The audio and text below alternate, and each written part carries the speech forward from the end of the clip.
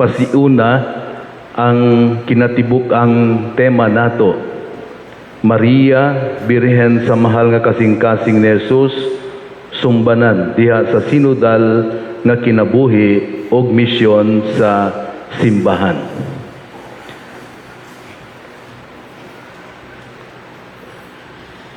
Katong tuig 2021, labi na sa bulan sa Oktubre or even before that, ang atong Santo Papa Francisco nagtawag og usa ka synod.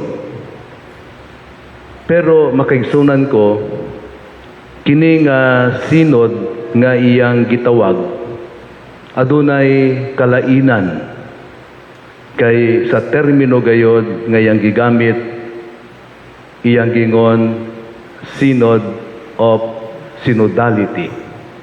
So siguro inyo nang nadungog kana nga mga pulong, no? Synod on synodality. Ang pulong synod usabot niya na nga same way.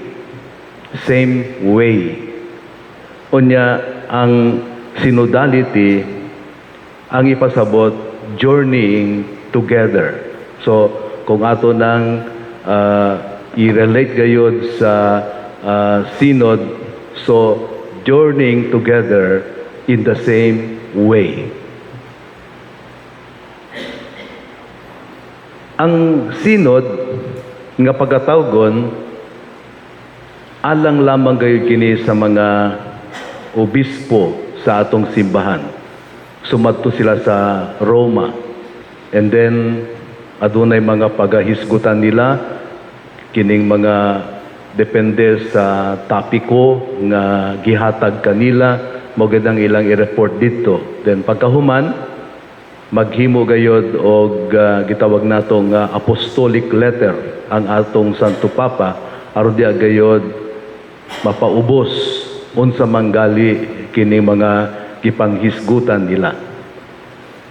But the difference ngano nga synod o synodality karon tungod kay gusto sa Santo Papa nga mas dako ang involvement niini. So adunay mahitabo nga consultation ngadto gayud sa mga tao. Siguro kamo nga taga Fatima Chapel kay kamo man sponsor karon, siguro nahitabo na ang mao nga consultation sa mao nga synod. I just hope nga daghan ang itambong, no? Kay murag akong tan-aw ang uban gayod, they would just see it as a normal meeting. Muna ang mutambong dito kato lang mga lubilihok. Siguro mga Napulo, 12, 15, no? Sayang kayo. Kay ang gusto kay Santo Papa nga kung unsa gayod ang anaa gayod sa atong huna-huna aron mapalambo pa nato ang kinabuhi sa atong simbahan, diha na nato ipadayag. It is not to destroy the church, pero hinaut paunta nga pinagigid sa paggiya sa balang Espiritu Santo, tabangan kitang tanan diha gayod sa atong pagpaambit unsa may atong mga damgo sa atong simbahan, unsa man kining atong mga gusto nga makabot para sa atong simbahan. And of course, unsa ang mga practices sa simbahan nga dili gayod angay nga ipadayon. So mga consultation, no? Consultation.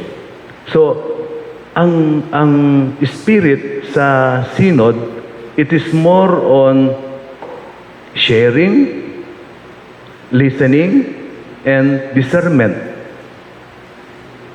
Sharing, listening, and discernment. Kuna giawhag gayud ang tanan nga kining tulo ka element nga gihatag nila, hopefully anaa gayud diha, no, sa panagtapok. Communion, participation, and mission. So siguro, kinin makita ninyo sa mga simbahan, tungkol sa katedral, then makita ninyo ang logo sa mao nga synod. Then sa ubos niini, adunay mga pulong nga communion, participation, and mission. So, mao na makigsunan ko. And hopefully, in the year 2023, no, our bishops will gather in Rome and they will bring to us kini nga mga nahisgutan nato sa kapilya, sa parokya, sa atong bikaryato o sa atong diocese. And hopefully, adunay very fruitful kayo nga dokumento nga ihatag gayod sa atong Santo Papa aron makita nato ang direksyon sa atong simbahan. Labi na karon nga gitawag nato anak kita karon sa moderno nga panahon. Dili lamang moderno nga panahon, but a time wherein daghan ng mga tao ang wala na motuo sa Ginoo. Unya, idugang pa nato ang mga iskandalo sa atong simbahan. So hopefully, makita gayud diha sa mga consultation unsa may angay nga buhaton nato. Aron diha gayud mamahimong lig-on ang atong simbahan, ang atong pagtuo. Unya, mutubo og mulambo gayud ang atong simbahan. Sa atong ebanghelyo, niadto si Jesus sa Capernaum. Unya, dito sa Capernaum, ang mga tao dito natingala sila o nahibulong sila tungod kay nakita nila nga adunay gahom diha gayon sa pagtudlo ni Jesus. Pero makigsunan ko, despite of their astonishment, despite of their amazement, no? Nahibulong sila, natingala sila, no? Despite of all this, nagpabilin gihapon nga murag sila mga spectators lamang. They were not totally involved, or makaingon kita, they did not embrace the Christ that they encountered. Ang ilang gihatagan o importansya nga ilang mamarites ang nahitabo. Muna nadung nato sa katapusan nga mikaylap ang balita bahin kay Jesus sa tanang dapit niadtong yutaa. So ilang gichismis ang nahitabo gayod. Maura. But to be totally involved, to totally embrace this Christ nga niadto sa ilaha, wala gayod. They remain as spectators. Sa Tagalog pa, mga tagahanga lamang sila.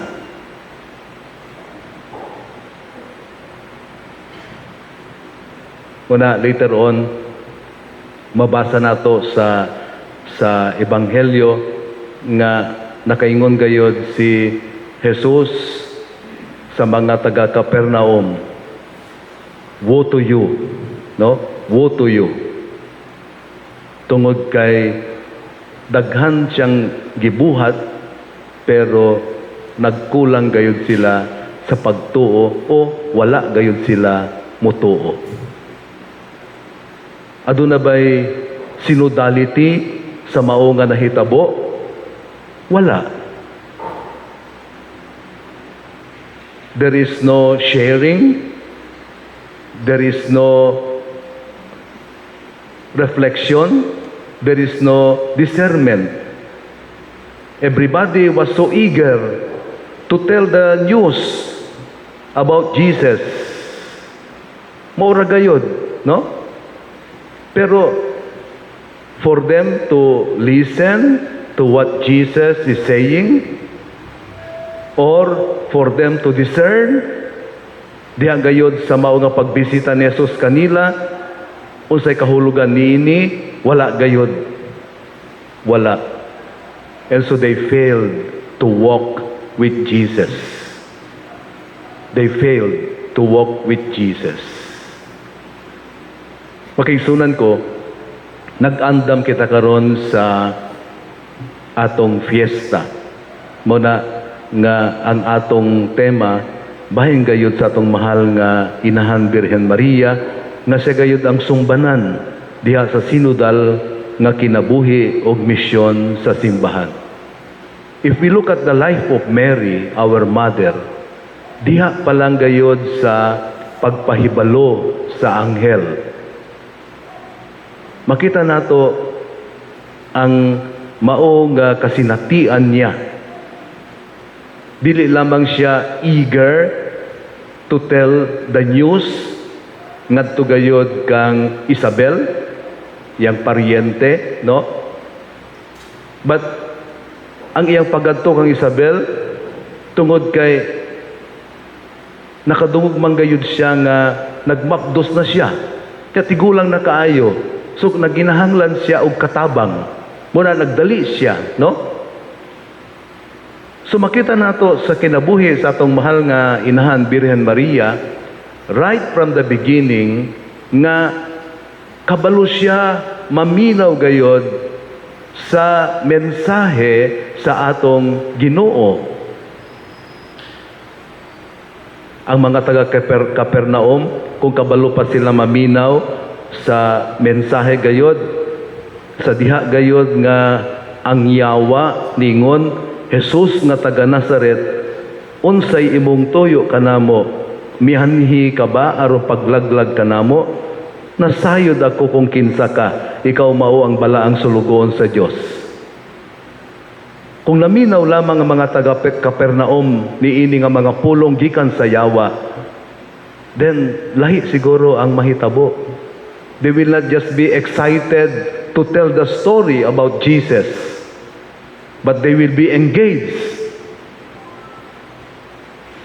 Tungod kay ilang na-encounter mismo ang anak sa Diyos. Pero mo lagi, wala lagi. It's so different kang Mama Mary. Sa diha gayod nga gipahibalo sa anghel ang plano sa Diyos, si Maria with utmost humility o si Maria naminaw gayud siya sa mao nga mensahe sa anghel. Mao na nga nahimo siyang kabahin sa misyon o sa pagluwas sa Diyos sa katawhan. So sugod pa sa sinugdanan si Maria, she is already walking with the Lord. So makigsunan ko, if there is one lesson nga atong makuha karon kang Maria atong inahan, is the gift of listening.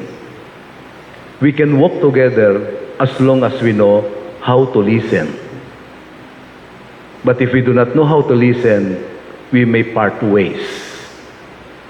Di ba? Kamo nga mga taga-simbahan, you know the very meaning of this. Kung di kita kahibaw maminaw sa matag usa, then normally we part ways.